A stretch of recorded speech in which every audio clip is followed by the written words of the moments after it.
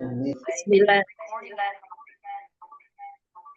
Bismillahirrahmanirrahim. Assalamualaikum warahmatullahi wabarakatuh. Waalaikumsalam warahmatullahi Waalaikumsalam wabarakatuh. Pertama-tama tentu kita ucapkan puji syukur bahwa malam hari ini kita bisa berjumpa lagi di acara Zoominar Indonesia Happy Living untuk yang sekian puluh kali. Dan alhamdulillah juga sudah hadir saat ini Dr.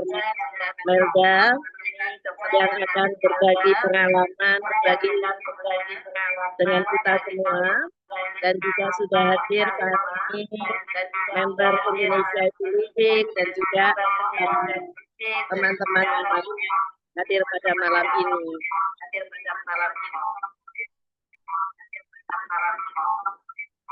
Baik, terima kasih juga kepada sponsor yang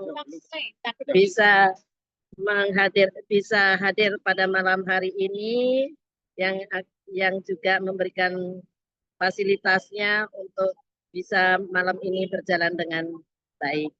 Yaitu yang pertama, terima kasih kepada Dapur Umi yang selalu setia menjadi sponsor di setiap acara Indonesia Happy Living. Kemudian juga Bank Perdana yang juga selalu menjadi sponsor acara Indonesia Happy Living, dan juga P Foundation. Kebetulan P Foundation ini adalah foundation yang dititipkan oleh Allah Subhanahu wa Ta'ala pada keluarga saya. P adalah perpanjangan dari Pramudia. Pramudia adalah nama suami, dan Pramuditya adalah nama anak, dan Patita adalah nama cucu saya. Insya Allah P Foundation akan berkembang lebih lanjut untuk memberikan manfaat lebih banyak bagi yang lainnya. Baik, saya rasa saya tidak perlu berpanjang kata. Mudah-mudahan Zoominar Indonesia Happy Living kali ini memberikan makna, memberikan manfaat yang luar biasa bagi kita semua. Kami persilakan untuk Ririn sebagai moderator untuk segera memulai acara ini. Terima kasih banyak. Assalamualaikum warahmatullahi wabarakatuh. Waalaikumsalam. Matur nuwun Mbak Titi. Tumben saya manggilnya Mbak Titi.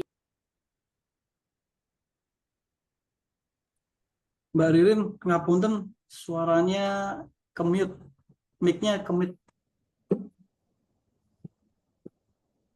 Sudah oke? Ya, sudah. Oh ya, maaf kesenggol nih. Ya, Bu Kaji terima kasih, dan saya tidak akan berpanjang-panjang juga karena saya tahu materi yang akan disampaikan oleh Dr. Melda ini pasti sesuatu yang sangat kita tunggu-tunggu, karena ini kayaknya sekarang jadi apa ya, penyakit semua orang atau gangguan semua orang. Tidak hanya kita yang sudah lansia, tapi bisa juga di umur berapapun juga. Kalau saya perhatikan kayaknya kok keluhannya makin banyak. Anak saya aja udah mulai mengeluh ABCD soal saraf kejepit ini. Nah, mengingat pentingnya ini, jadi saya hanya akan memperkenalkan secara lebih detail. Sudah hadir di tengah kita Dr. Melda Lamtiur Pasaribu. Beliau adalah dokter spesialis. Kalau di sini disebutnya spesialis kedokteran fisik dan rehabilitasi. Biasanya kita apa namanya, kalau di rumah sakit ngelihatnya dokter rehabilitasi medis gitu ya. Betul, Umumnya betul, Bu. Iya, jadi dokter sekali lagi atas nama kami semua terima kasih berkenan hadir di sini untuk membagikan hal-hal yang tentunya sangat bermanfaat untuk kami. Mudah-mudahan penerimaan kami ini tidak mengecewakan, karena sebagian dari yang hadir biasanya sudah lansia. Mudah-mudahan tidak menjadi beban tersendiri untuk dokter ya Dok. Ngomong sama lansia itu kata anak saya PR katanya Dok. Mudah-mudahan di sini tidak. Ya, untuk kita bisa mengenal lebih jauh lagi Dokter Melda ini apa namanya, lahir di Jakarta tahun 82, berarti beliau lahir kita sudah selesai SMA, sudah menjadi mahasiswa gitu ya, dan mungkin ada yang baru lulus gitu. Nah, beliau menyelesaikan S1, S2-nya di UI, yang saya garis bawahi ininya dok, lulus dari Santa Ursula. Dulu saya pengen banget bisa sekolah di Santa Ursula, tapi nggak boleh sama ibu saya, jadi saya lulusnya di SMA 1 Salatiga dok. Ya, Ya kemudian mohon. beliau ini penunjang profesinya tuh banyak sekali kalau saya lihat ya di CV-nya beliau. Riwayat kursus dan pelatihan, penelitian, foster dan prestasinya tuh ada di mana-mana. Kalau saya bacain nanti ngabisin ini ya, menghabiskan waktu saya, mohon maaf dok, tapi eh, Bapak perlu Mbak Mas ketahui semua bahwa pengalaman beliau itu luar biasa. Pertama tuh di NTT. Saya kagum dengan Betul. dokter-dokter yang mau ditaruh di luar Jawa yang mojok-mojok gitu dok. Itu pasti pengalamannya luar biasa. Kalau biasanya di Jakarta wah nggak seru ya dok ya. Ini di NTT loh. Kupang. Saya tuh dulu karena saya dulu besar di airlines dok. Jadi Kupang itu punya Oh, buat saya ini sendiri Kupang. Namanya kenapa Kupang? Kurang pangan. Saking susahnya di sana tuh dok waktu itu. betul, waktu itu juga singkatannya itu, Oh gitu Bu. ya. Berarti valid ya dok ya. Kurang pangan. Iya iya.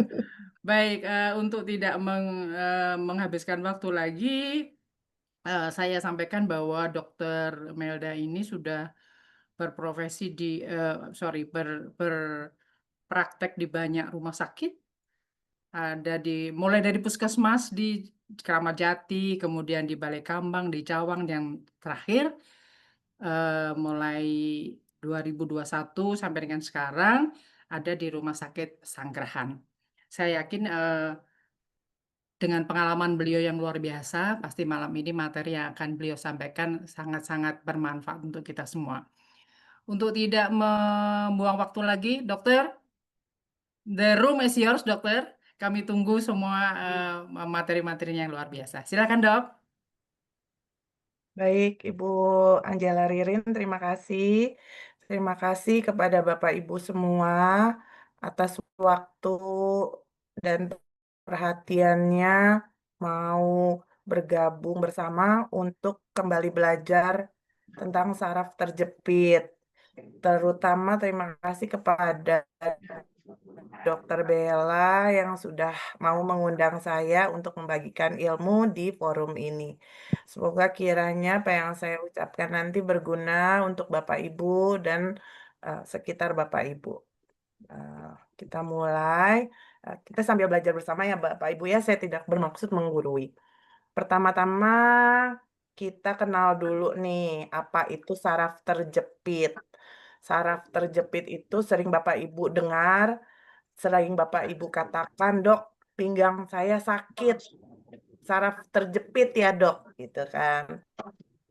Nah, terus dokternya bilang, oh HNP nih Bu, gitu. Nah, perlu Bapak Ibu ketahui secara singkat aja ya, secara awam, saraf terjepit itu bahasa Latinnya hernia nucleus pulposus. Sering dokternya tulis HNP gitu. Kalau ada tulisan-tulisan HNP itu hernia nucleus pulposus. Kalau diterjemahin secara gampang saraf terjepit. Kenapa Bapak Ibu harus tahu? Karena slide berikutnya.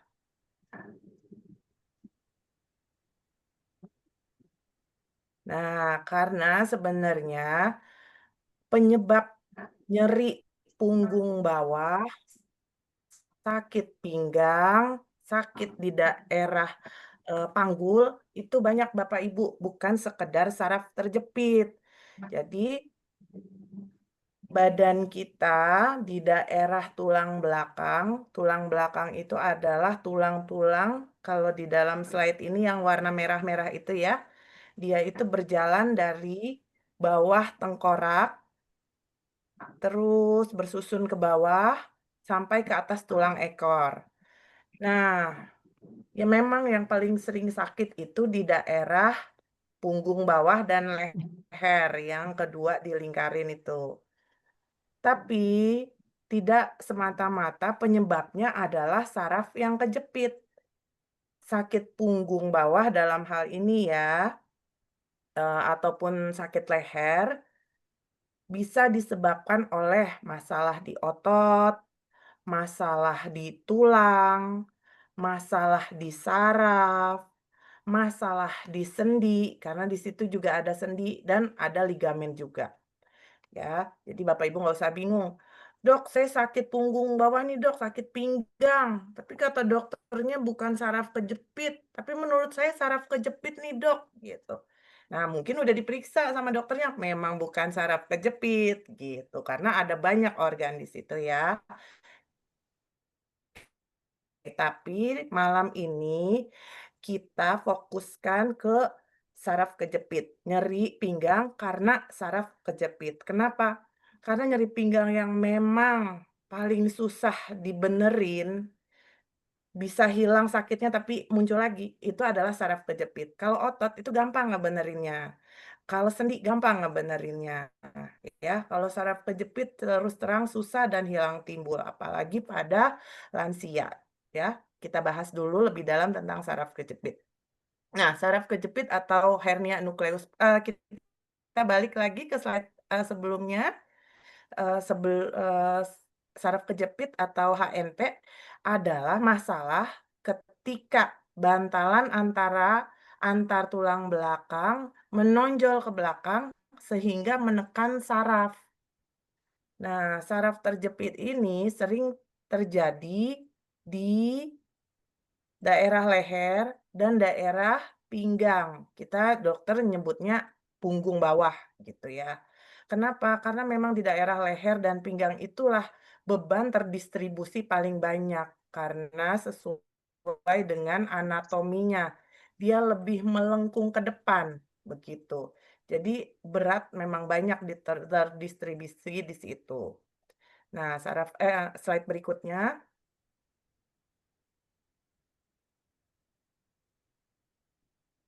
Nah, ini dia, Bapak Ibu lihat ya, ada orang lagi ngadep belakang, terus ada tulang-tulangnya ya kan, ada yang merah, biru, kuning. Nah, yang warna kuning inilah yang sering terjadi masalah ketika pinggang ibu sakit yang warna kuning ini. Nah, kita gedein yuk yang warna kuningnya, kita lihat di tulang-tulang sebelahnya nih, ya. Tulang sebelahnya, yang sebelahnya lagi, yang kita lihat dari samping, gitu. Dok, izin, apakah saya boleh share screen sendiri, dok? Boleh mungkin ya Mas Arun ya, dibantu ya Mas Arun. Mungkin Silakan dok, silakan dok.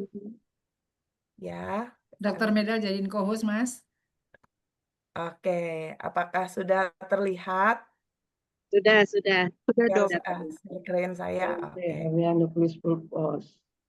Nah, kita lihat nih, ada panah-panah saya yang lagi bergerak, kelihatan nggak Bapak Ibu?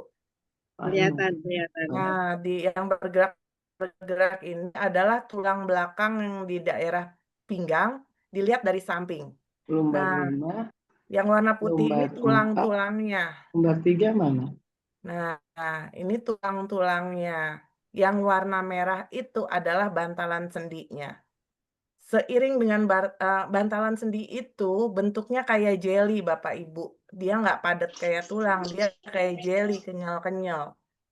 Seiring bertambahnya usia, jelly ini semakin rapuh gitu. Dia bisa bocor ke belakang isinya.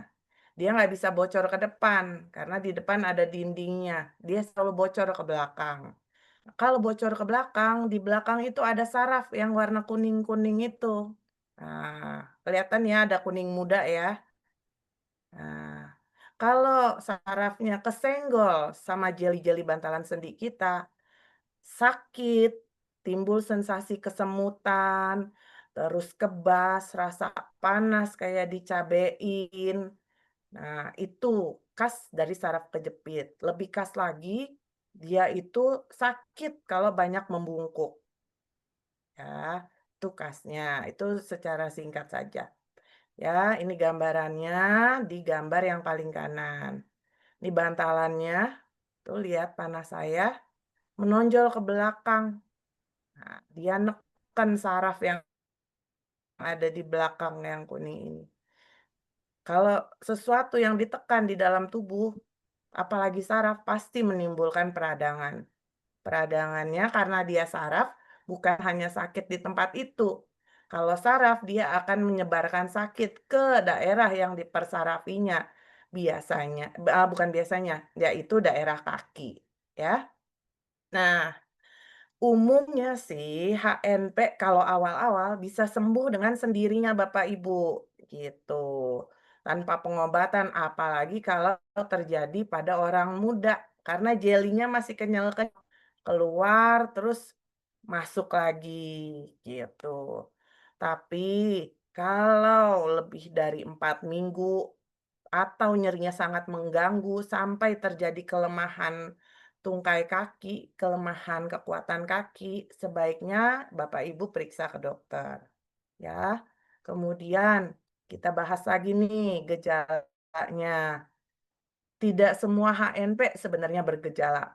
Seseorang bisa mengalami HNP tapi tidak bergejala, terutama pada keadaan-keadaan kronis. Kronis itu maksudnya sudah lama. Nah, itu namanya udah tenang gitu ya, gitu. Tapi gejala yang paling umum terutama adalah nyeri pada leher, kalau terjadinya di leher maupun pinggang, dengan intensitas nyeri yang meningkat, terutama saat batuk, bersin, ataupun membungkuk. Kenapa sakitnya meningkat pada kegiatan tersebut? Karena bebannya bertambah pada titik tersebut. Kemudian yang kedua, melemahnya fungsi otot terkait.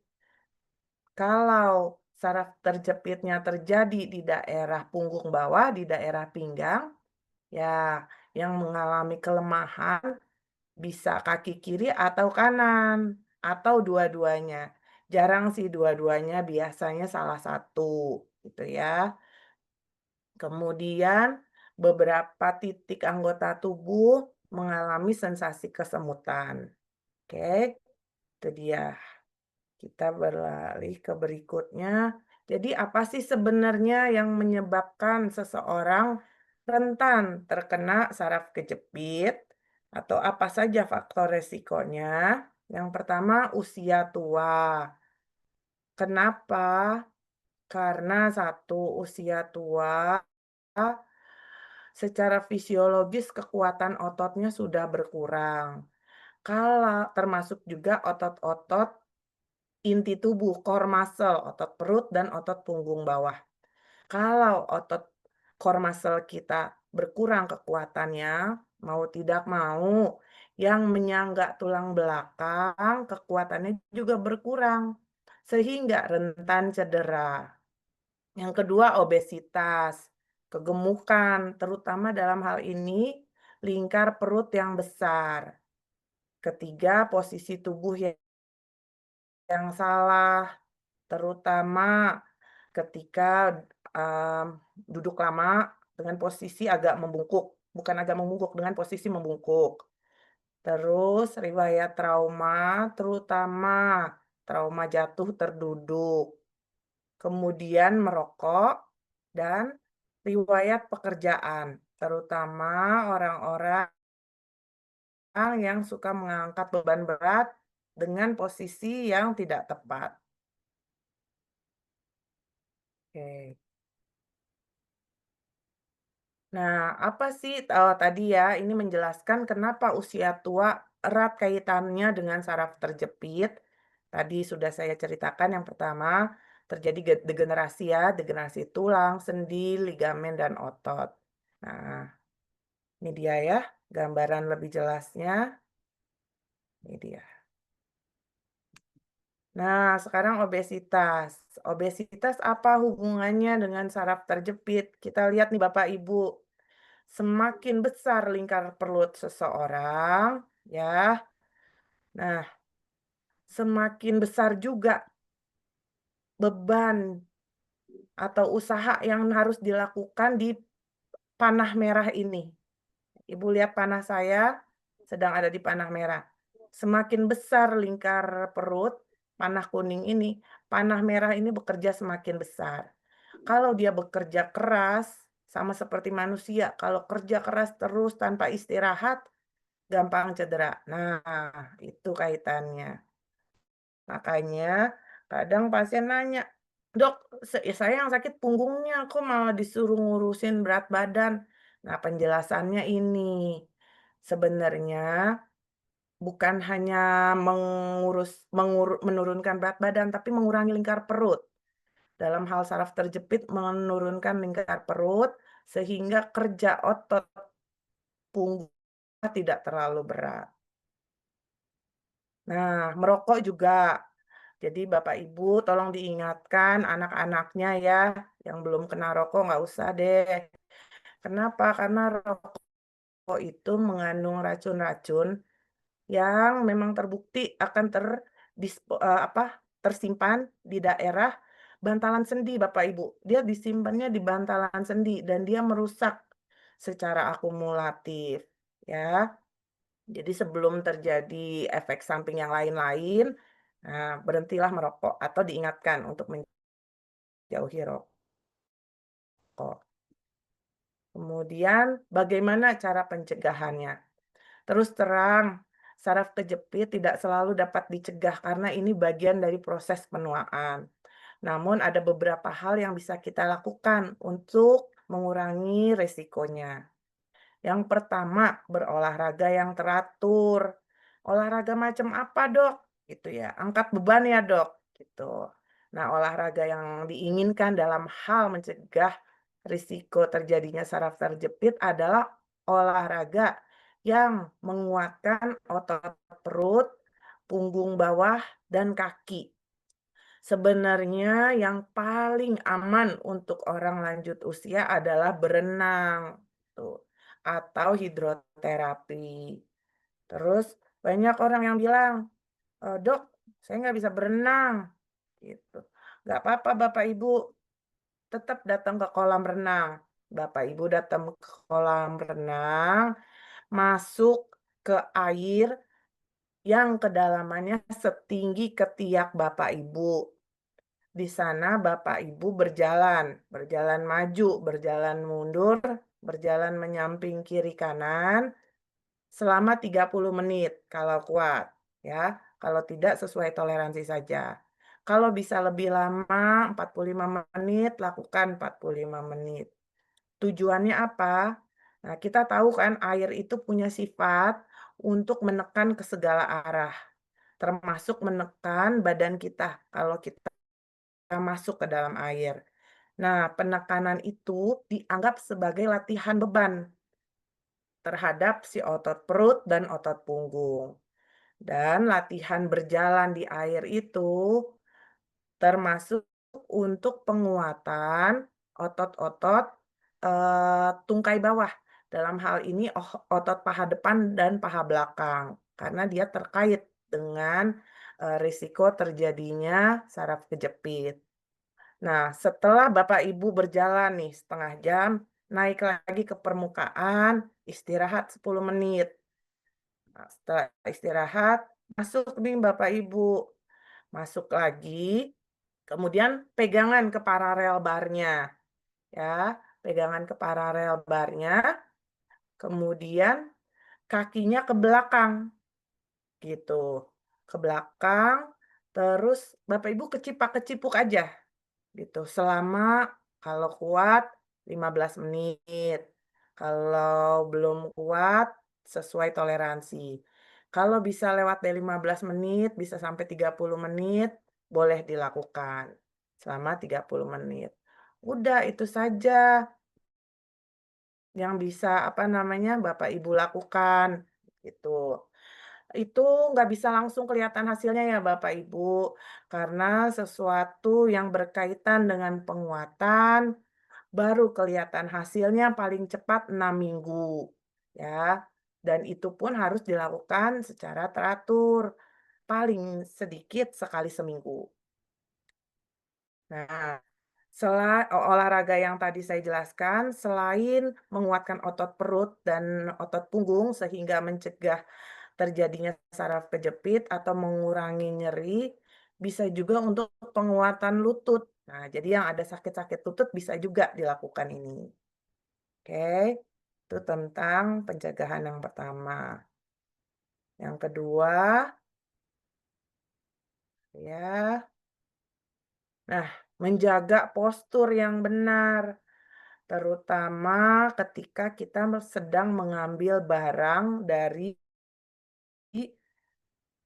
bawah ke atas, dari jongkok ke berdiri. Bapak Ibu lihat deh, yang di atas ini adalah cara yang salah, yang di bawah adalah cara yang benar. Kita lihat bedanya. Kita lihat kalau yang di atas, nah punggungnya selalu melengkung ya Bapak Ibu.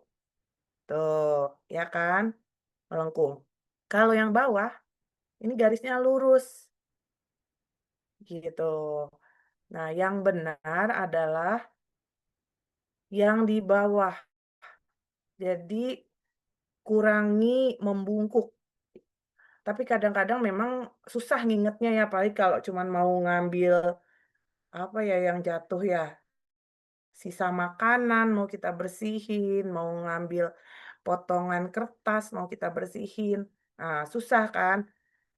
Mau nggak mau Bapak Ibu, jongkok saja dulu, ambil bendanya, terus kalau ada, apa ya, sanggaan, pegangan, Bapak Ibu berpegangan saja ke, apa namanya, pegangan tersebut, ya, untuk menjaga salah-salah geraknya.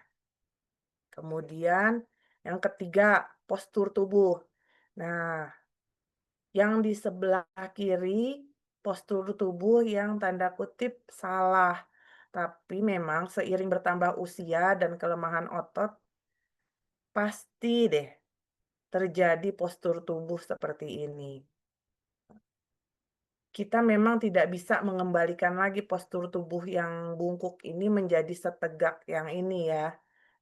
Tapi Bapak Ibu perlu ketahui, kalau Bapak Ibu melakukan yang hidroterapi tadi, ya masuk ke air setinggi kedalaman ketiak Bapak Ibu, minimal percepatan derajat kebungkukannya itu nggak bertambah dengan cepat, gitu ya, bisa kita tahan, ya, itu dia. Yang keempat, posisi. Nah, ketika duduk, seringkali yang paling sering terjadi kesalahan pada saat duduk yang terkait dengan saraf kejepit adalah di garis merah ini. Nah, di daerah punggung bawah. Yang benar dia harus tegak. Seringkali dia melengkung, membungkuk Bapak Ibu. Gitu. Itu terjadi memang karena kebiasaan. Jadi Bapak Ibu perlahan-lahan mulai mengurangi nih, mulai diingat-ingat, oh duduknya tegak gitu ya. Memang awal-awal membiasakan pola duduk tegak nggak biasa, wah, aduh cepet pegel gitu. Tapi nggak apa-apa, disetel lagi tanda kutip, diperbaiki lagi. Lupa, ingat lagi, diperbaiki lagi demi keamanan punggungnya. Yang berikutnya, oke, ini dia contohnya, ya. Yang ada tanda silang yang di sebelah kiri itu, Bapak Ibu lihat ya, bungkuk kan? Nah, yang sebelah kanan, dia tegak. Kalau Bapak Ibu nggak bisa ingat gitu, cara duduknya seperti apa, bawa aja bantal kecil atau handuk yang bisa digulung, terus diganjal nih Bapak Ibu. Di punggung bawahnya ini, di atas bokong. Bapak Ibu bisa duduk dengan aman dan nyaman kalau seperti ini. Apalagi kalau misalnya mau nonton kan, bisa 1 jam. Nah, pakai ini ya Bapak Ibu supaya aman ke pinggangnya. Nah, yang berikutnya yang nggak kalah penting, kita selain yang tadi di kolam renang, ada olahraga yang bisa kita lakukan di rumah Bapak Ibu. Yang paling gampang, Bapak Ibu lihat perempuan yang berbaju merah gak? Ini, Nah, ini namanya planking, Bapak Ibu. Ini adalah olahraga yang paling mudah. Bapak Ibu bisa lakuin ini ya setiap hari 5 detik aja. Ya, nggak turun naik Bapak Ibu. Diam di posisi seperti ini 5 detik. Yang penting setiap hari. Kadang kalau pemula baru pertama kali ngelakuin 5 detik itu juga nggak kuat. 3 detik gitu, lakukan. Nanti 2 minggu kemudian 4 detik, lakukan. Nanti perlahan-lahan bisa sampai 30 detik. Ini tujuannya untuk menguatkan otot perut, otot punggung bawah, otot bokong, otot paha depan dan paha belakang. Nah, otot-otot inilah yang melindungi tulang belakang Bapak Ibu. Gitu ya. Kemudian, tapi untuk yang usia lanjut memang yang aman hanya planking seperti ini ya Bapak Ibu ya. Itu dia. Nah, ini kita perbesar gambarnya. Jadi Bapak Ibu di permukaan yang rata ya dan keras, tengkurap, kemudian tangannya, telapak tangannya dibuka menumpu kepada lantai ya, sikunya membentuk 90 derajat. Kakinya, ujung jarinya menumpu pada lantai juga. Kemudian dipastikan bokong itu dengan ankle dengan leher membentuk garis lurus. Bokongnya jangan nungging, kalau nungging nggak ada efeknya. Jadi seperti ini garis lurus. Nanti akan ada tuh tarikan di daerah perut, terutama yang kayak gemeter dok, gemeter nggak kuat. Ya memang itu tujuannya, mau menguatkan otot perut. Nah, Bapak Ibu diam dalam posisi seperti ini, 5 detik saja. Ya, setiap hari. Nanti saya jamin dalam waktu 1 bulan,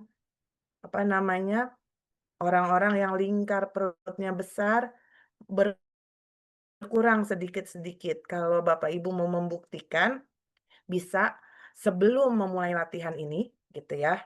Misalnya nih hari Senin mau mulai latihan, hari Minggunya ukur dulu lingkar perutnya, gitu.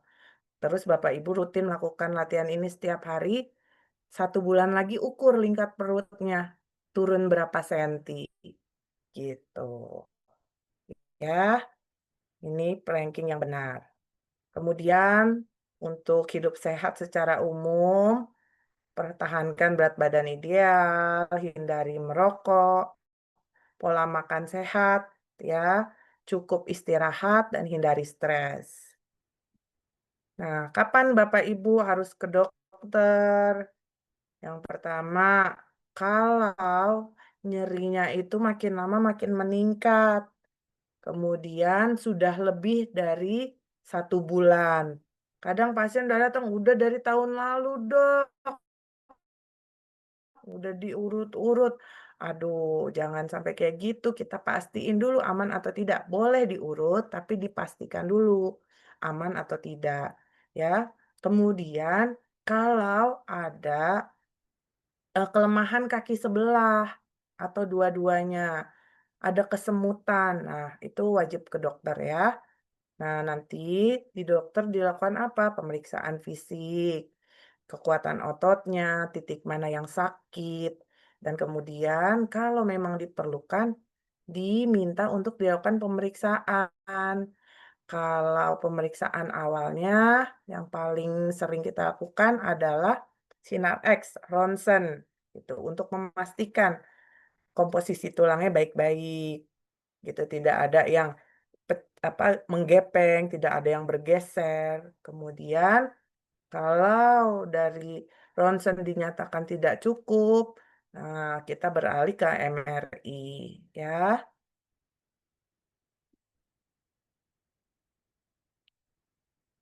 Nah, oke. Jadi kalau Bapak Ibu sudah kena nih saraf kejepitnya, apa yang harus dilakukan? Tadi ke dokter kan. Kemudian biasanya dokter menyarankan dulu kalau awal-awal nih terapi konservatif. Konservatif tuh terapi biasa.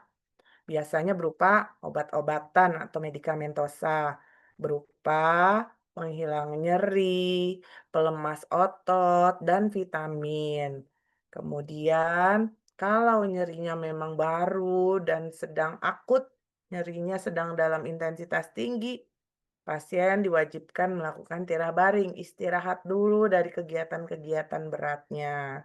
Kemudian biasanya dikirim ke dokter rehabilitasi medik untuk dilakukan terapi untuk mengurangi nyeri-nyeri yang terjadi. Kalau ketiganya tidak berhasil, nah operasi bisa menjadi pilihan. Tapi operasi bukan wewenang saya untuk menjelaskannya. Nah, kalau sudah Bapak Ibu datang nih ke dokter rehabilitasi medik, ada beberapa hal yang bisa diberikan. Yang pertama laser, ultrasound, pemanasan dengan SWD, stimulasi listrik dengan TENS. Masing-masing alat ini ya memiliki cara kerja yang berbeda-beda dengan satu tujuan, mengurangi nyeri pada pasien. Nah, keputusan memberikan, "Oh, pasien ini dikasih ini. Kenapa ya kok berbeda dengan pasien yang lain dikasihnya ini?" Gitu. Padahal sama-sama nih, saraf kejepit gitu. Kok beda? Nah, itu ada pertimbangan-pertimbangannya Bapak Ibu. Nggak sembarangan dokternya ngasih. Soalnya sering banget, "Dok, pengen dikasih kayak, ibu ini alatnya. Dia cepet, sakitnya hilangnya cepet."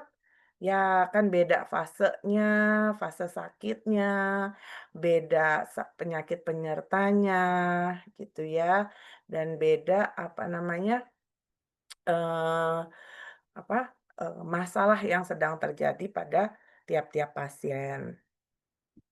Jadi kesimpulannya apa Bapak Ibu? Kesimpulannya saraf kejepit memang bagian dari proses penuaan. Tapi dia dapat dicegah. Pencegahannya adalah dengan menguatkan core muscle. Core muscle adalah otot inti tubuh yang terdiri dari perut, otot punggung bawah, kemudian ditunjang oleh otot bokong, paha depan, dan paha belakang. Kalau otot-otot tersebut kuat, mudah-mudahan saraf kejepit tidak menjumpai kita, ataupun kalau ada, lebih cepat dihilangkan. Tuh. Kemudian jaga pola hidup sehat dan segera temui dokter bila mengalami gejala-gejala yang tadi sudah kita baca. Ya, sudah selesai materi yang tadi saya ingin berbagi. Semoga berguna bagi Bapak Ibu. Terima kasih. Selamat malam. Terima kasih Dokter Melda. Aduh, menjelaskannya enak banget, pelan-pelan. Jadi ini kayaknya pasti nggak banyak yang bingung nih dok.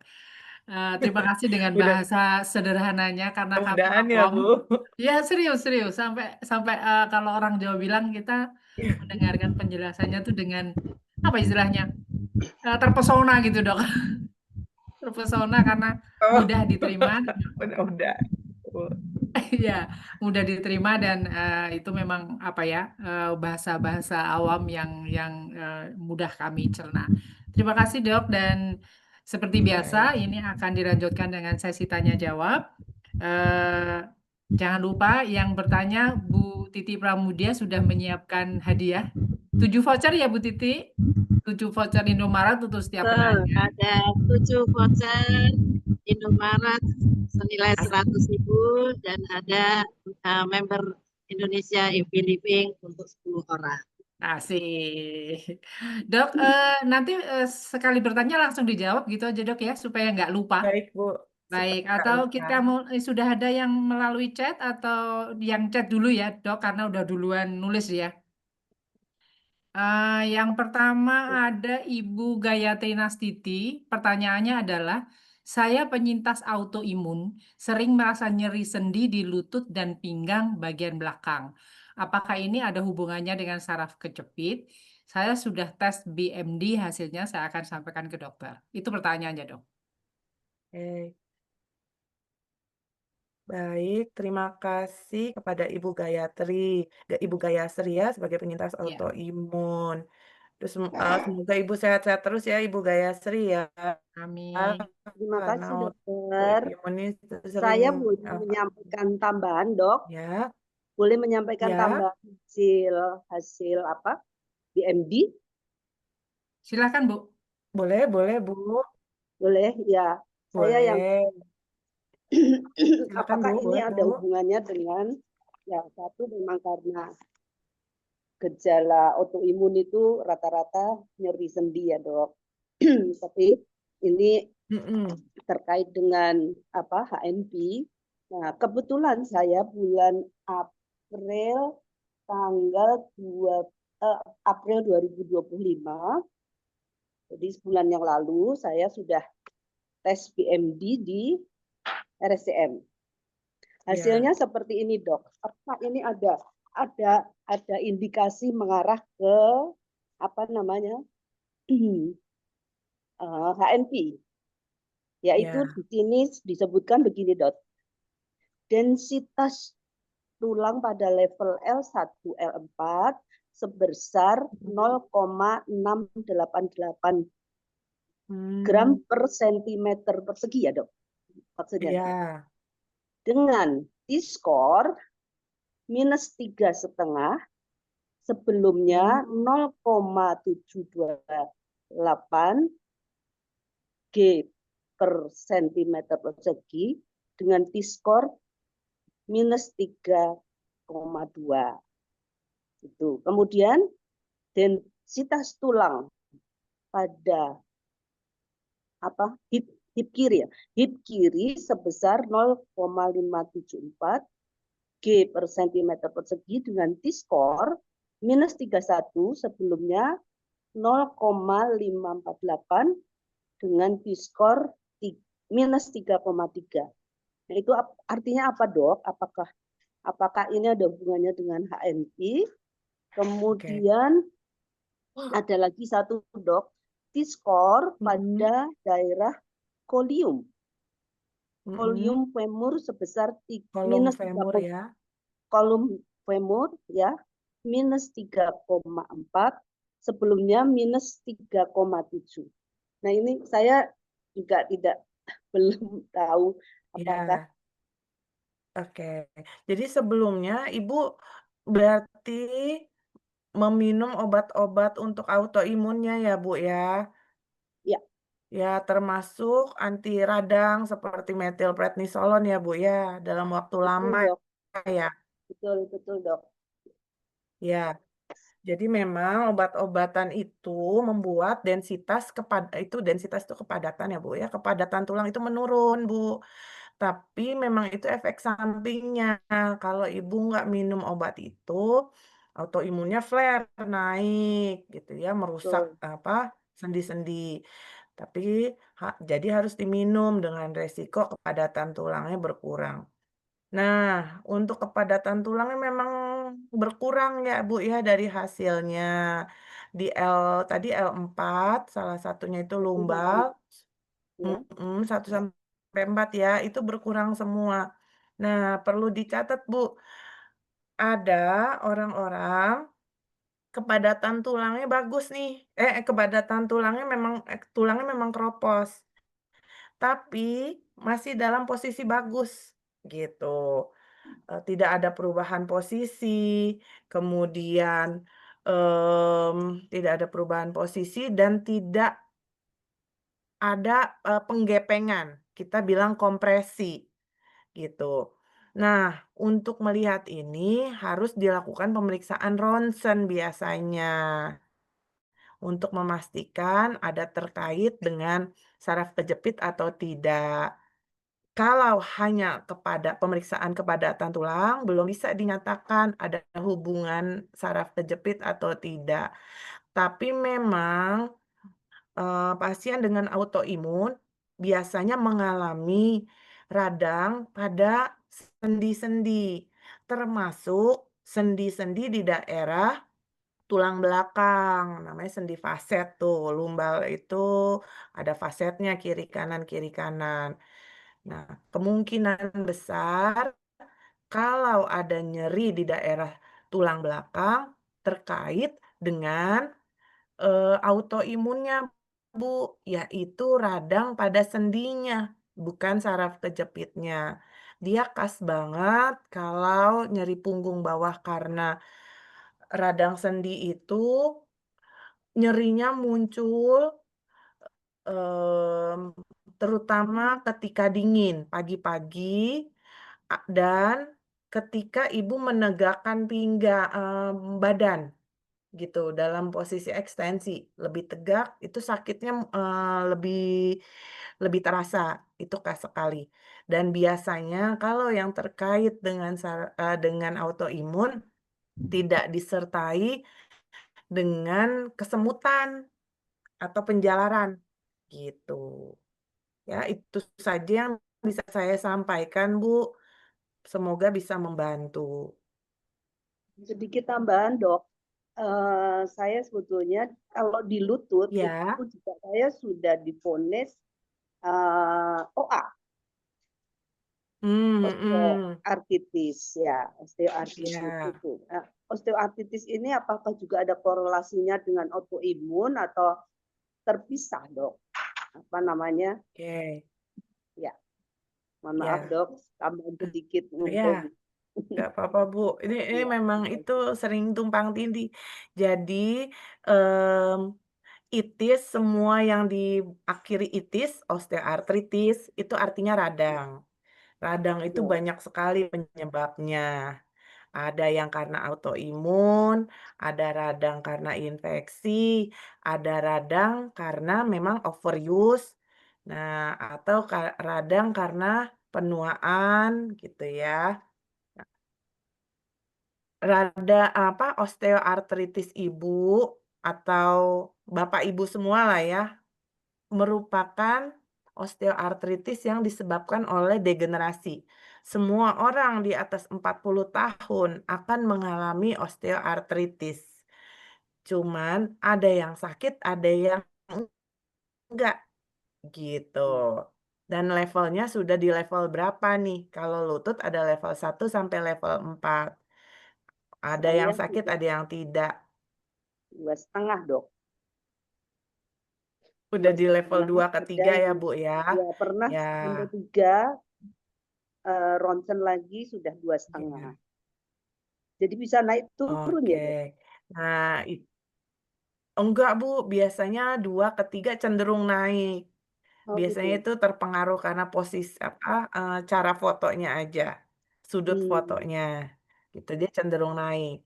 Nah, dari Ibu ini kemungkinan besar hasil, apa namanya, masalah nyeri di lututnya disebabkan oleh 2 hal, dari osteoartritisnya sendiri yang bagian dari proses degenerasi, ditambah dengan autoimun itu.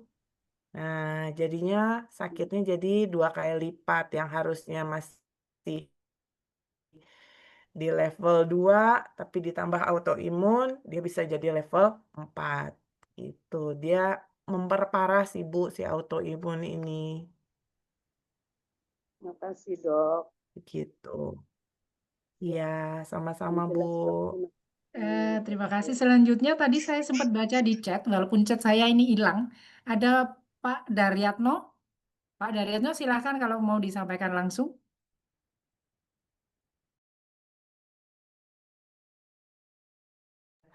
Oh Pak iya, Saya udah Daryatno, baca. Iya. mau nanya Bu, karena tadi di ISU Bu usia 50 ke atas. Baik, selamat malam Pak Daryatno. Saya sudah baca paling bagus renang di air dengan suhu berapa ya dok? Karena Salatiga airnya dingin sekali. Betul, di Salatiga airnya dingin sekali ya Bapak.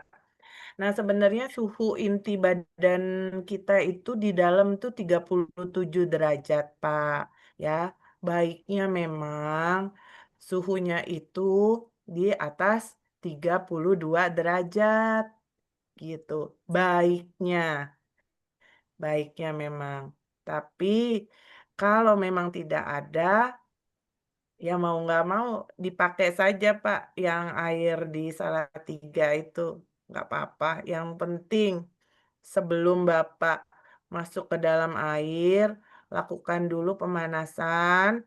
Kemudian sebelum ke kolam renang, siapkan apa namanya minum air hangat dan bawa minuman yang hangat gitu. Seandainya terjadi hipotermi, apa badan tidak bisa menyesuaikan diri dengan suhu sekitar, suhu air dan kedinginan, Bapak bisa naik, kemudian minum air hangatnya gitu.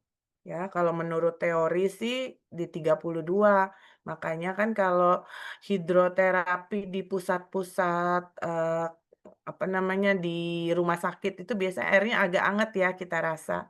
Karena memang disesuaikan dengan suhu inti tubuh manusia. Gitu Bapak. Semoga bisa membantu. Terima kasih dok. Selanjutnya ada tadi pertanyaan di chat juga Ibu Endang Pratiwi. Bu Endang, mau disampaikan langsung? Terima kasih Mbak Ririn. Ye, Mungkin mau tanya Bu Dokter Melda itu kalau saraf kejepit bisa Ya, menyebabkan kelumpuhan nggak ya? Terima kasih. iya. Baik, bagus sekali Bu Endang Pratiwi. Bu, dengan berat hati saya menyatakan bisa gitu. aduh sedih. Saraf kejepit bisa menyebabkan kelumpuhan dan banyak pasien-pasien yang mengalami saraf kejepit ini dibiarkan terus-menerus atau pada perjalanan ke depannya tiba-tiba jatuh menjadi semakin parah sehingga dia lumpuh. Selain kelumpuhan, biasanya disertai juga dengan satu kesulitan untuk berkemih gitu. Jadi kadang saya menanyakan nih ke pasien, misalnya dok kok kaki kiri saya makin lama makin lemes ya gitu. Oh gitu ya Pak, gitu atau gitu ya Bu. Nah sekarang Ibu belakangan ini kalau kencing harus neken perut gak sih Bu? Harus ngeden gak sih supaya bisa ngeluarin air kencing? Gitu. Biasanya saya nanya itu tuh, kenapa? Karena saraf kejepit juga mempengaruhi kemampuan seseorang untuk berkemih, kemampuan seseorang untuk buang air besar. Tuh makanya ada tindakan-tindakan operasi yang apa namanya diberikan pada pasien-pasien saraf kejepit karena tujuannya untuk mencegah kelumpuhan. Begitu Bapak Ibu. Baik, selanjutnya ada Pak Inti Andana. Monggo Pak. Terima kasih Mbak Moderator. Selamat malam Mbak Dokter. Selamat malam. Gini, Bu Dokter, Pak Inti Andana. Selama ini kan tahunya kalau saraf kejepit itu identik dengan ngangkat beban, yang kedua mendorong, dan olahraga yang berlebihan. Nah pertanyaan saya, selama ini kan kita mengenal ini, Bu Dokter, saraf kejepit nggak harus ke rumah sakit, ternyata bisa kok dipijit atau tradisional. Makanya saya suka buka-buka di YouTube atau pengobatan ini, pengobatan itu saraf kejepit bisa sembuh. Nah, apakah bisa dilakukan dengan hal-hal di luar medis atau enggak? Yang kedua, ini mohon maaf, apakah saraf terjepit itu bisa sembuh secara paripurna atau tidak? Saya cuma itu aja dok, karena keterbatasan waktu. Terima kasih Bu Dokter, Mbak Moderator. Matur suwun. Terima kasih Bapak Inti, saya langsung jawab ya Pak ya. Kalau saraf kejepit yang murni karena sarafnya tertekan oleh bantalan sendi, sebaiknya tidak dilakukan pemijitan tradisional gitu. Nah, biasanya nyeri-nyeri punggung atau nyeri pinggang yang bisa dihilangkan dengan pijit atau pengobatan tradisional adalah nyeri pinggang yang tidak terkait oleh saraf kejepit. Nah, biasanya itu terkait oleh otot saja. Kalau itu bisa gitu. Makanya misalnya ada nyeri pinggang, yang perlu dilakukan justru jangan pijit dulu, datang ke dokter dulu untuk dipastikan ini boleh dipijit atau enggak gitu. Kalau hanya otot biasanya dokternya bilang, oh boleh Pak, yang penting nanti dikasih tahu apa-apa saja. Nah, yang kedua, apakah saraf kejepit bisa sembuh secara paripurna? Untuk saat ini, kalau dari bidang rehabilitasi medik, targetnya adalah menghilangkan nyeri. Nyerinya bisa hilang, bisa ya, tapi bisa kambuh, bisa juga gitu. Selama kita masih mempunyai saraf di situ, ya, selama kita masih punya bantalan sendi, resiko untuk terjadi saraf kejepit pasti ada.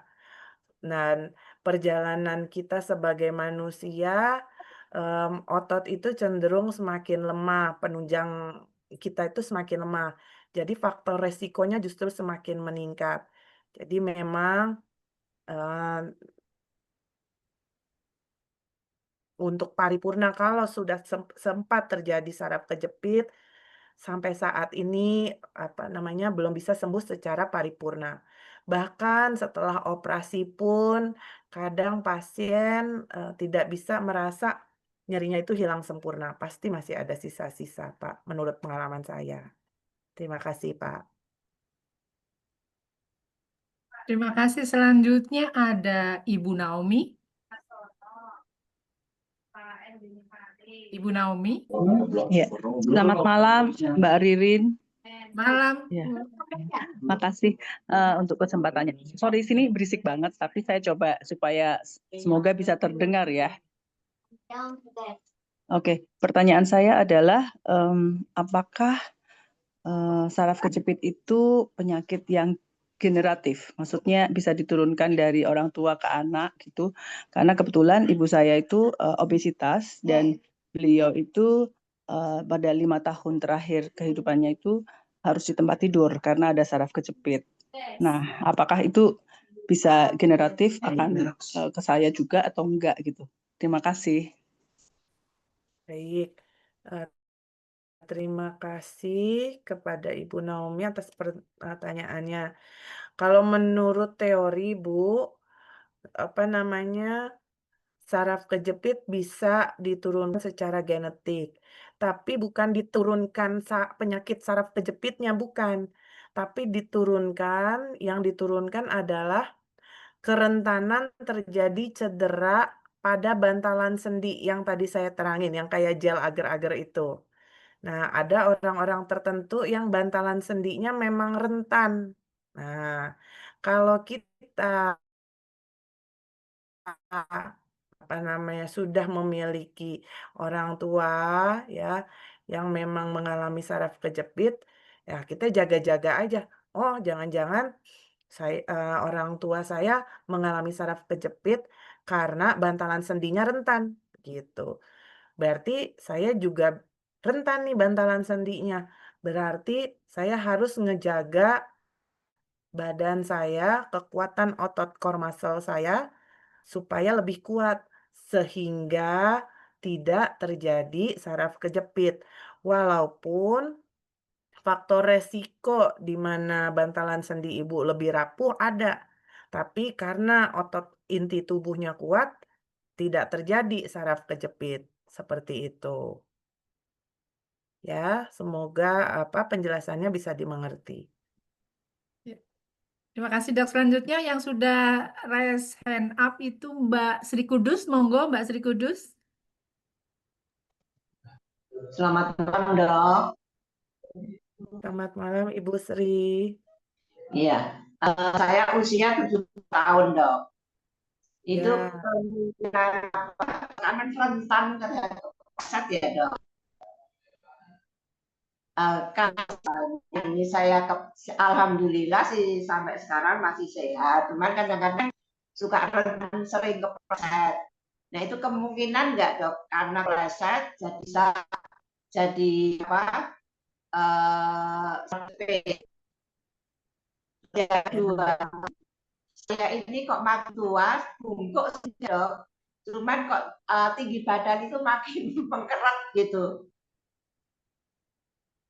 Itu ya. karena sendi atau karena apa dok?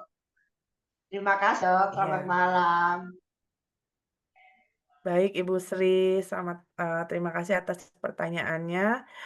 Tadi agak putus-putus ya Bu ya, saya jawab dulu apa yang tadi saya tangkap pertanyaannya. Pertanyaan yang terakhir dulu ya Bu ya, semakin tua kenapa semakin pendek ya Bu? Ya, yang pertama, satu, karena bantalan sendi yang tadi kita bahas makin lama makin tipis Bu, karena kandungan airnya makin lama berkurang. Nah, kalau bantalan sendi makin lama makin tipis, bantalan sendi maksudnya sendi tulang belakang tadi ya, mau nggak mau kita tambah pendek.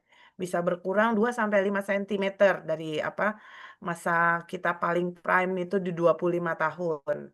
Kita bisa berkurang 2-5 cm. Kemudian apalagi kalau pernah jatuh, terutama jatuh-jatuh yang tipe-tipe terduduk gitu Bu, tulang bisa mengalami kompresi, pemendekan, awalnya tebalnya 5 cm, bisa tuh jadi 2 cm, 3 cm, kurang lagi tingginya, gitu dia. Jadi memang faktor usia dan riwayat trauma itu bisa mengurangi tinggi badan kita. Kemudian pertanyaan yang tadi saya tangkap juga, apakah jatuh, terduduk, terpleset ya, bisa menyebabkan saraf terjepit? Bisa Bu, bisa sekali. Justru itu pada orang tua, sebentar koneksinya unstable. Ya, oke. Terpleset itu merupakan salah satu resiko yang paling sering saya temui pada orang tua yang mengalami saraf kejepit. Jadi memang harus dijaga. Saya sih menganjurkan Bu, bagi orang tua itu walaupun jalannya masih seimbang, masih masih bisa, tapi kalau di atas 70 sebaiknya memakai tongkat untuk mencegah kondisi-kondisi yang tidak diinginkan, mencegah mengurangi risiko terjatuh. Begitu, Bu. Semoga menjawab ya, Bu ya. Terima kasih dok.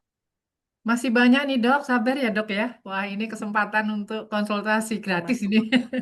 Kemudian ada Bapak atau Ibu Asrul ini ya. Monggo, Oke. Bapak Oke. Asrul. Bapak Asrul ya. Selamat malam Pak Asrul. Kenapa dinamakan saraf kejepit? Ya. Oke, saraf itu bentuknya gimana kok bisa kejepit? Kejepit oleh apa? Oke, jadi saraf itu ada banyak ya Pak di badan kita. Ada saraf pusat, nah itu yang di dalam kepala, otak. Ada saraf tepi, nah itu yang di luar kepala.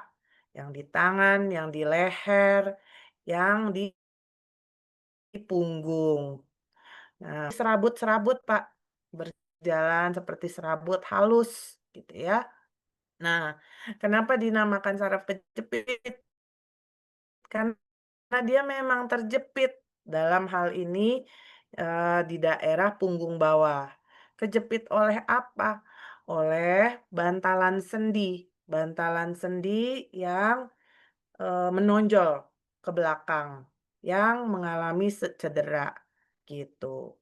Nah, apa bedanya dengan saraf atau otot yang tidak siap mengangkat beban? Nah, jadi saraf itu tidak mengangkat beban, Pak. Yang mengangkat beban adalah otot. Otot yang berfungsi mengangkat beban. Saraf itu fungsinya apa namanya, menghantarkan sinyal-sinyal listrik supaya kita bisa menggerakkan si otot tersebut, supaya kita bisa merasakan sensasi gitu ya. Jadi itu memang dua hal yang berbeda ya Bapak ya. Gitu dia, tapi otot itulah dalam hal ini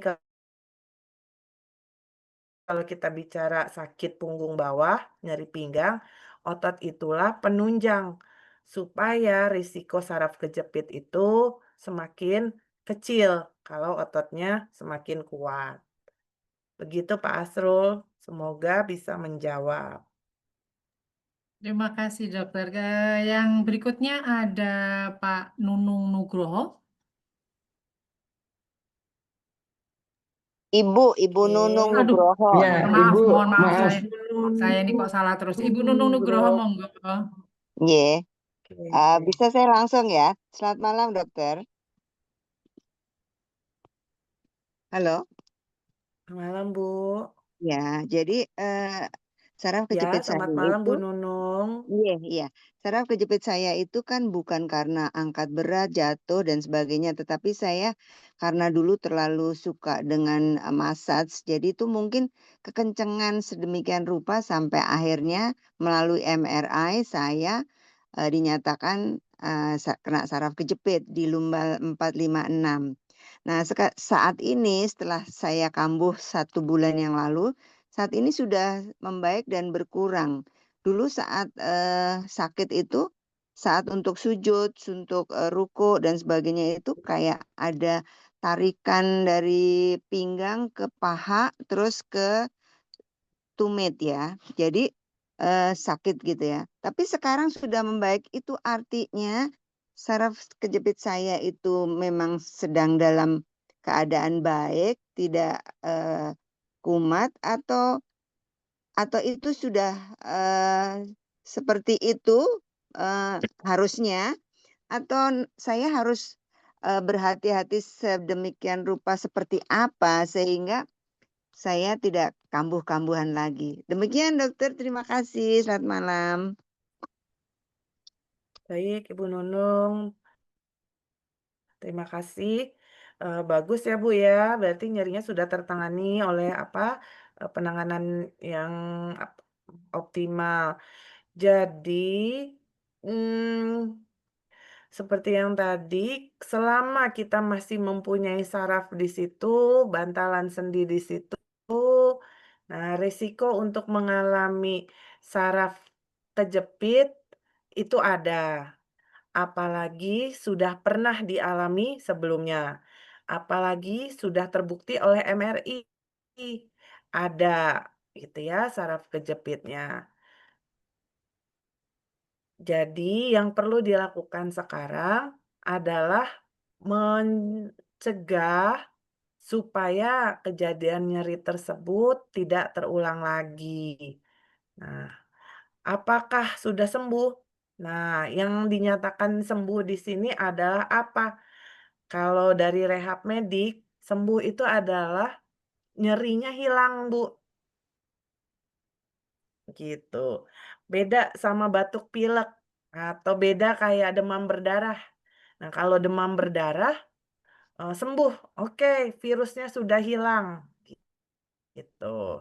Mudah-mudahan tidak kena lagi. Tuh. Tapi kalau saraf kejepit, selama pernah sakit dan sudah dibuktikan oleh MRI sudah ada saraf kejepit di L4, L5, L5S1, kemungkinan itu terjadi akan ada. Kemungkinan itu terulang bisa. Nah, yang harus dijaga apa supaya itu tidak terulang? 1, Ibu jangan sampai jatuh. 2, kalau mau urut, pastikan urut yang memang aman untuk Ibu, bukan urut yang ditarik-tarik sakit atau yang dikretek-kretek itu berbahaya sekali. Kemudian, hindari kegiatan-kegiatan yang membungkuk sambil mengangkat barang berat dengan posisi yang tidak tepat. Itu saja. Oh ya, dan yang paling penting, penguatan otot inti tubuh. Otot perut, otot punggung bawah, otot bokong, dan otot paha. Itu harus kuat. Nah, mudah-mudahan dengan kuatnya otot tersebut, ke depan tidak terulang lagi nyerinya. Begitu Bu Kuatnya Nunung. itu Semoga bisa kuatnya itu membantu. karena dari olahraga atau minum obat, Dok? Kalau penguatan selalu dengan olahraga. Jadi olahraganya tadi bisa Ibu ke kolam renang, kemudian kalau Ibu bisa menguasai gaya renang tertentu, Ibu bisa melakukan gaya renang yang Ibu kuasai. Tapi kalau tidak, Ibu bisa masuk ke dalam air setinggi ketiak Ibu. Di dalam air Ibu bisa jalan maju, jalan mundur, jalan menyamping kiri kanan 30 menit.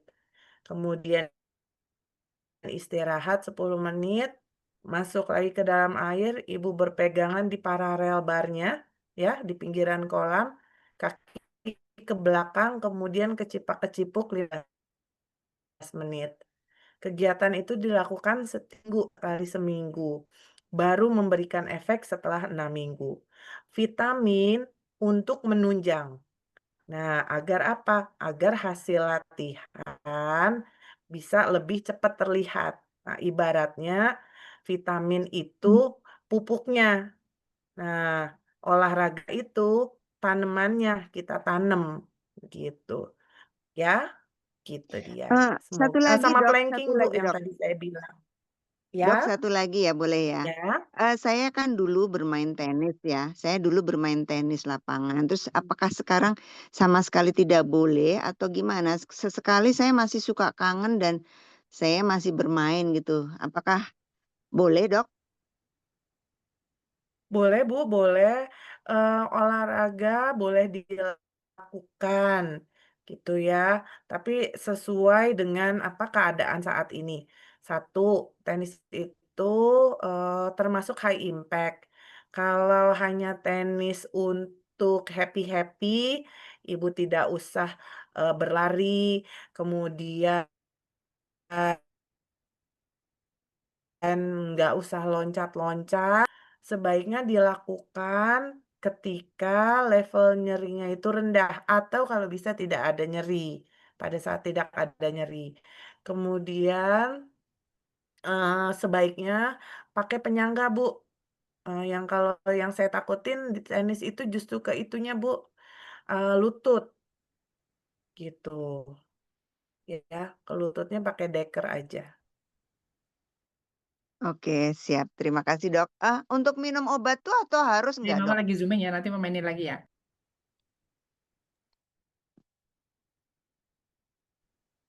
Oke, terima kasih, Dokter. Ya.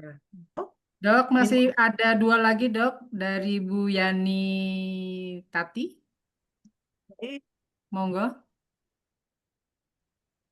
Ibu Yani. Bu Yani ya. Ya. Oh, Ibu Yani, selamat malam, Bu.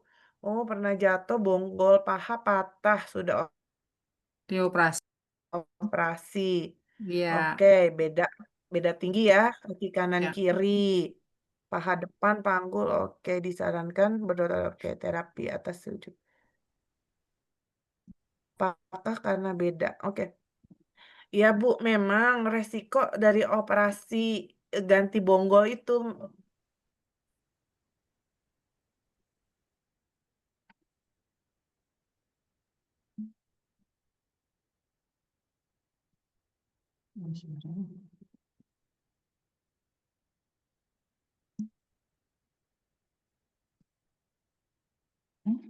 Sinyalnya hilang ya, Dok?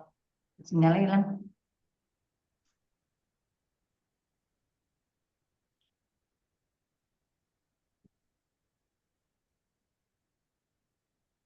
Ya, sinyalnya nggak stable tuh kayaknya punya dokter.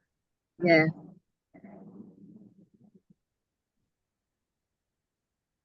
Halo, maaf Bu, Ya. tadi itu ya keputus saya pakai handphone aja. Jadi memang resiko dari ganti bonggol itu pasti kemungkinan besar ada perbedaan tinggi ya. Yang bisa ditoleransi sama badan kita itu kalau bedanya itu kurang dari 1,5 senti. Ya, itu udah dianggap suatu keberhasilan dan itu bisa ditoleransi oleh badan. Kalau lebih dari 1,5 itu sudah harus dikoreksi. Kalau tidak dikoreksi, ya pasti akan menyebabkan nyeri, nyeri di semua bagian badan bisa sampai ke leher. Nah, koreksinya itu kalau masih awal tidak harus dengan operasi. Kalau ibu takut untuk operasi lagi, biasanya bisa dengan alas kaki. Salah satu yang pendek kita berikan alas kaki lebih tebal, Bu. Gitu. Seperti itu atau memakai tongkat untuk mengurangi beban. Oh iya ya. Gitu. Saat ini saya sedang disarankan oleh dokter rehab untuk buat sepatu khusus Yes, di betul. orto. Nah, ya, nah ini saya sudah pesan ke ortopedinya untuk sepatu khusus. Dan memang beda tingginya banyak sekali dokter. 3 cm. Lebih dari 2 ya, Bu? Ya, 3 cm. Nah, makanya dokter ortopedinya sarankan saya untuk revisi. Saya nggak berani. Saya pilih terapi dan itu aja. Ganti sepatu. Jadi memang harus seperti itu ya, Dok ya? Iya, Bu, kalau udah lewat dari 1,5 sebaiknya direvisi, Bu. Kemudian memakai tongkat saja. Untuk operasi ulang, saya sih nggak menyarankan karena penunjang-penunjangnya ototnya belum sembuh sempurna, ya kan? Kemudian tidak ada jaminan letaknya akan perbaikan gitu. Nah, Ada itu yang baiknya saya pakai khawatirkan sepatu ketika aja, Bu. operasi ulang. Iya, Iya, betul, saya Bu. pilih alternatif itu pesan sepatu. Sama tongkat, Bu. Oke, baik dokter. Oh iya, tongkatnya juga saya sekarang tongkat yang kaki 3, Dok. Ya, betul, Bu. Pakai aja itu Yang aman. Baik, iya. terima kasih. Ada lagi nih dari Pak Sugiarto. Maaf, Bu, sekali lagi yang untuk Ibu yang itu kalau sudah nggak nyeri, Ibu harus kuat ototnya ya, Bu ya. Harus olahraga penguatan. Nanti dokternya pasti tahu itu. Ya. Ya, terima kasih dokter. Ya. Sama-sama, Bu. Ya, Pak Sugiarto, lanjut saja langsung. Habis itu saya ya, Bu. Siap. Saya tadi udah di chat itu, saya mau tanya ini, Bu. Ya. Saya dengar kalau umpamanya karena saraf kejepit itu nggak boleh tidur di kasur ya, harus tidurnya di triplek gitu katanya. Terus kedua, kalau pakai alat ultrasound itu ya, ada efek samping nggak ya, terutama ke pendengaran itu, Bu Dokter. Itu aja sih, makasih Bu Dokter. Oke, baik Bapak Sugiarto, terima kasih atas pertanyaannya. Yang pertama, harus tidur di triplek. Jadi intinya pasien dengan saraf kejepit boleh tidur di mana saja dengan catatan alasnya itu sebaiknya mengikuti lengkung tubuh. Nah, cuman kan susah ya kita tidur yang dengan alas yang mengikuti lengkung tubuh karena lengkung tubuh manusia itu nggak lurus, Pak. Di bagian leher dia nonjol ke depan, bagian pinggang nonjol ke depan. Nah, jadi yang paling aman adalah yang datar. Dan ketika kita berbaring di atasnya, alas itu tetap datar. Di kasur boleh, di triplek boleh, yang nggak boleh di apa? Di atas kasur yang pernya udah rusak atau yang busanya, kapuknya udah melengkung ke bawah. Jadi kita seperti duduk membungkuk. Nah, itu yang nggak boleh. Kemudian ultrasound apakah menyebabkan pendengaran terganggu? Tidak, Pak. Kalau ultrasound tidak menyebabkan pendengaran terganggu. Itu dia. Terima Efek kasih. ultrasound biasanya sih terlalu panas aja. Melepuh gitu, Pak. Ya, terima Ya, kasih. semoga membantu. Sama-sama, Bapak. Selanjutnya Bu Restu, monggo Bu. Eh, Assalamualaikum warahmatullahi wabarakatuh. Dan terima Waalaikumsalam. kasih Ibu. Bu Ririn, terima kasih. Maaf dokter, saya langsung aja ya dokter. Saya penyintas saraf kejepit sejak tahun 2010 dan sudah beberapa kali kambuh. Namun saat kambuh itu kalau terasa sakit sekali, ya saya ke dokter kembali dan dilakukan terapi dengan berbagai kurang lebih 2 sampai 3 alat terapi. Dan juga dari dokter itu disuntik dan laser. Nah, ini dokter yang ingin saya tanyakan, saya berusaha untuk menguatkan otot-otot dengan berolahraga, jogging, jalan kaki gitu. Apakah itu nanti berpengaruh terhadap saraf kejepit saya itu di lumban 345? Yang pertama, yang kedua, nah sekarang ini kadang-kadang bagian paha sampai ke betis itu terjadi kram. Apakah kram itu pengaruh dari saraf terjepit tersebut? Nah, terima kasih dokter, itu aja dokter. Ya, baik. Terima kasih Bu Restu atas pertanyaannya. Untuk olahraga boleh Bu dilakukan, apalagi kalau nyerinya sekarang sudah hilang atau sudah berkurang lah, sudah bisa ditoleransi. Nah, olahraga apa yang aman dilakukan? Nah, olahraga jalan boleh Kak? Boleh ya, boleh jalan. Yang penting Ibu tidak berlari, kalau jalan boleh.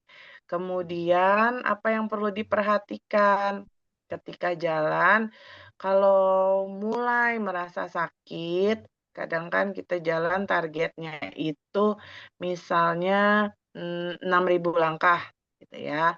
Kemudian di langkah ke 2.500 mulai pegel, mulai ngilu pinggangnya. Nah, kita duduk dulu istirahat 10 menit.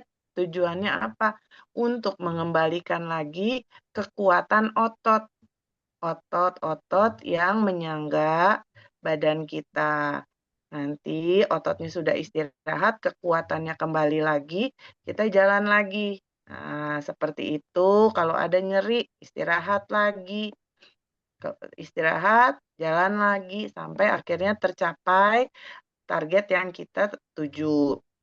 Nah, yang berikutnya, kalau pada pasien dengan HNP, sebaiknya kalau mau olahraga, terutama olahraga yang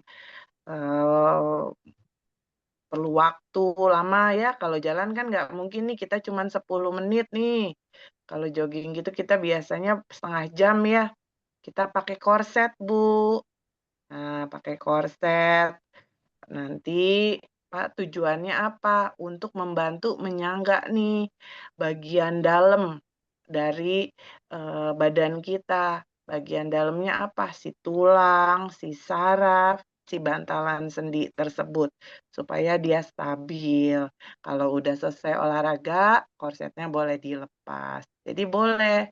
Tujuannya apa kalau jalan? Satu, menguatkan si otot paha depan, paha belakang, dan bokong. Karena paha depan, paha belakang, dan bokong terkait juga dengan kekuatan otot core muscle. Core muscle perut sama punggung bawah. Sekaligus dengan berjalan kita memberikan penguatan kepada kepada jantung dan paru-paru kita. Jadi memang bagus untuk kesehatan secara umum. Kemudian pertanyaan yang kedua, paha sampai betis kram. Apakah ini pengaruh dari saraf kejepit? Nah, ini bisa iya, bisa tidak nih, Bu. Jadi memang harus diperiksa dengan pemeriksaan fisik. Kadang yang dokternya suruh Ibu berbaring, terus kita angkat kakinya ya. Terus ankle-nya ditekuk. Nah, itu biasanya harus kita periksa dulu seperti itu. Bisa murni karena ngotot, bisa murni karena ada pengaruh dari saraf kejepit. Jadi kita nggak bisa jawab nih Bu, kalau tanpa melakukan pemeriksaan fisik. Tapi biasanya kalau sudah ada hasil MRI yang menyatakan ada HNP, kram-kram betis ini dari paha sampai betis memang pengaruh dari saraf kejepit, Bu. Begitu. Semoga bisa membantu ya. Terima kasih, dokter. Sama-sama, Bu. Terima kasih. Ini yang list di chat dan yang angkat tangan sudah habis. Nampaknya masih ada yang mau bertanya. Saya. Iya, ada Mbak Rikna Satta tadi. Oh iya, Iya, iya. Silakan Ibu. selamat Ya, malam Mbak silakan. Putih. Mungkin ini yang terakhir ya. Ya, saya usia sama dengan Bu Titi lah, sekitaran Ya, 64. ini kebetulan Nah, teman ini saya ini.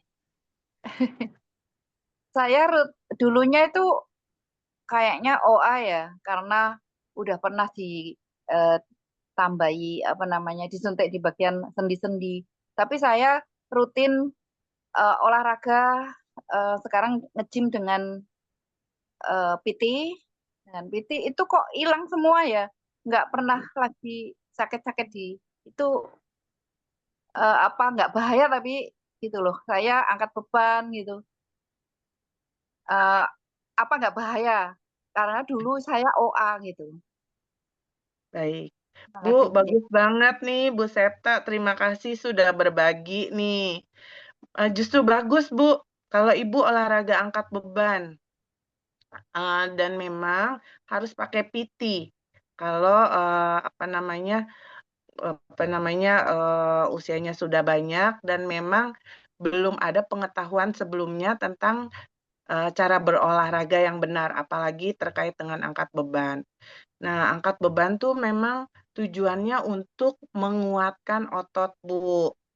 Nah, otot itu adalah kunci dari hampir semua nyeri-nyeri di seluruh badan. Nyeri leher, pengapuran di leher boleh terjadi dan kemungkinan besar akan terjadi. Tapi kalau otot lehernya kuat, nyerinya hilang. Semua orang akan mengalami pengapuran di lutut. Pasti itu, hampir dipastikan. Tapi kok ada yang sakit, ada yang enggak. Yang ototnya kuat, dia nggak akan sakit gitu. Karena apa? Karena ototlah yang menyangga si tulang-tulang itu supaya stabil. Gitu. Karena yang bergerak, yang menggerakkan tulang kita adalah otot. Semakin kuat ototnya, semakin stabil keadaan tulangnya. Jadi nggak sakit, nggak saling bergesekan dan nggak bergeser. Begitu, Bu. Jadi betul sekali kalau Ibu melanjutkan itu, ya kualitas hidup Ibu akan bagus, Bu. Bagus sampai ke depan. Jadi bisa beraktivitas tanpa rasa nyeri. Begitu. Untuk treadmill boleh ya sampai berapa menit? Treadmill itu sebenarnya kan kita atur untuk kecepatannya ya Bu, sama inklinasinya ya. Nah, kecepatan itu terkait sama kekuatan jantung paru dan nyeri lutut. Itu harus sesuai dengan toleransi aja. Kalau sudah ada OA lutut, inklinasinya nggak usah tinggi-tinggi, Bu. Di 3 atau di 5 lah maksimal.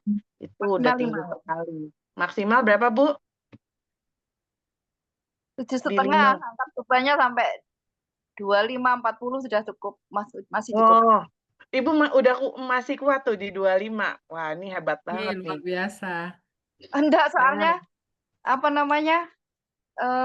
Karena kayaknya itu ngaruh sekali dengan saya dulu itu, ini udah disuntik dua-duanya, udah nih 2 lutut saya, terus 2 ini sekarang udah nggak perlu lagi gitu loh.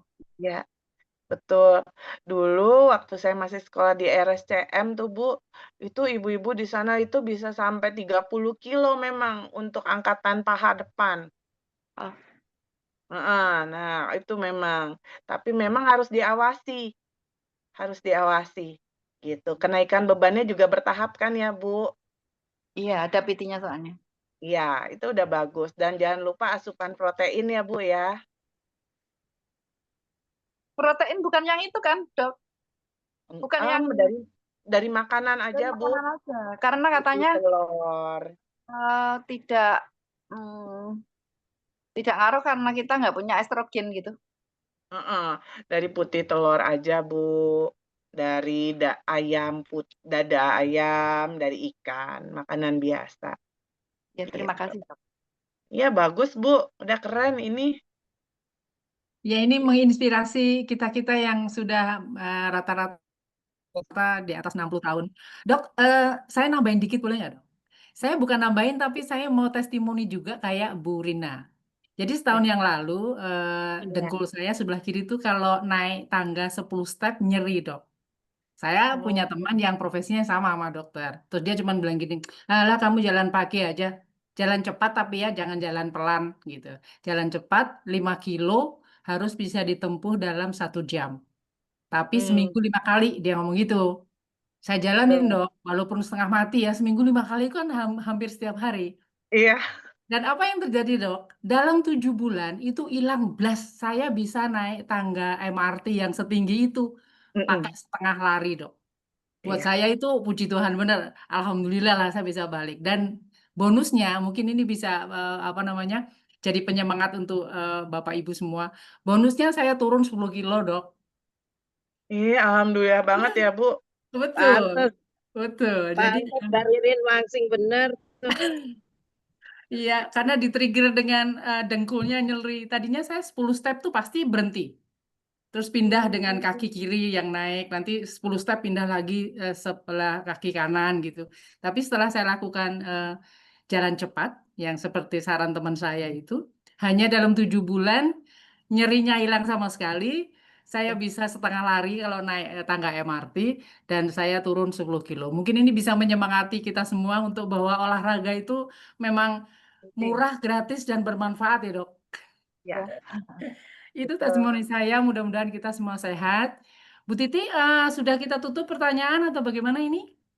Baik, Mbak Ririn, Ya. sudah jam 9 ya. 21 menit ya, sudah lewat. Jadi sebaiknya ditutup. Namun sebelum ditutup, saya umumkan dulu pemenang vouchernya dan juga pemenang member Premium Indonesia Living.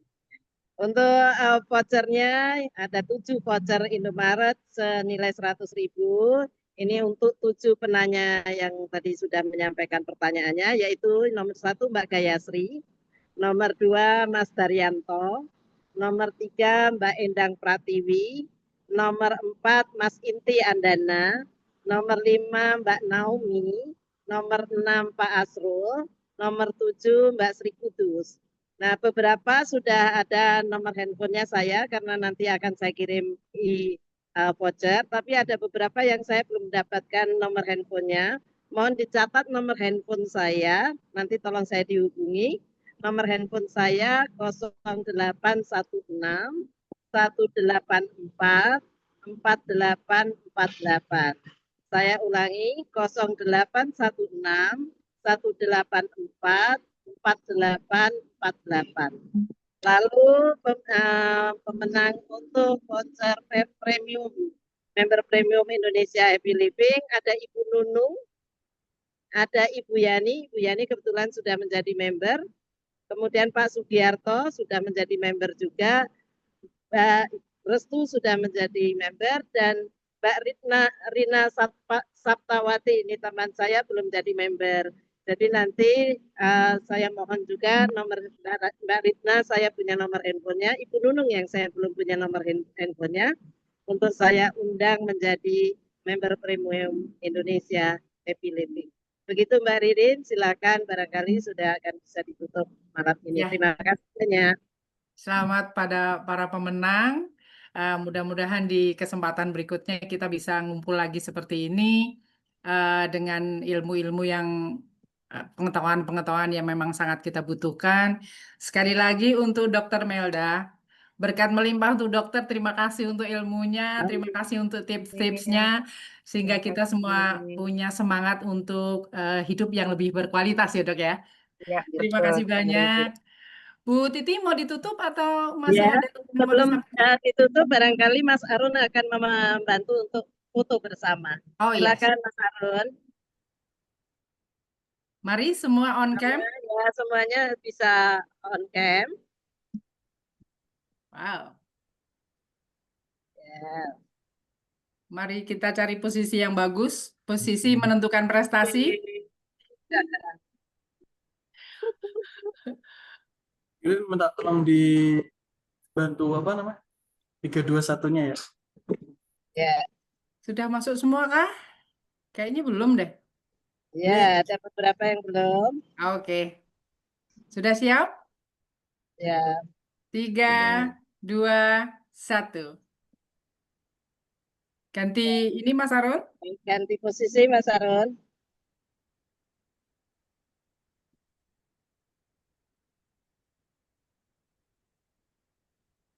Bentar, Pak. Jadi sebentar.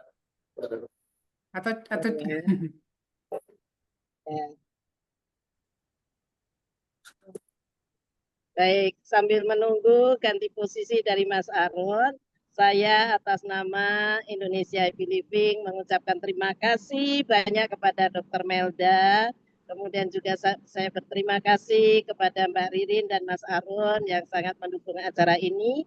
Juga terima kasih kepada teman-teman yang sudah menjadi member maupun yang belum menjadi member untuk senantiasa bisa hadir di seminar maupun member gathering Indonesia IPDP. Terima kasih sekali lagi, mudah-mudahan bermanfaat bagi kita semua. Baik, Amin. ya saya tutup dengan Assalamualaikum warahmatullahi wabarakatuh. Nah, ini sudah. Waalaikumsalam. Ini posisinya ganti lagi. Ya, Untuk terakhir ya Mas Arun. ya. Ya. Mas Arun yang belum kelihatan nih Mas Arun. Tuh gede banget tuh Mas Arun. Ya, Oke. Siap. Siap. Logo ya. 3, 2, 1. Baik, terima kasih banyak. Terima kasih. Selamat malam semuanya. Salam sehat. Makasih banyak dokter. Dokter, terima kasih. Assalamualaikum. Terima kasih. Waalaikumsalam.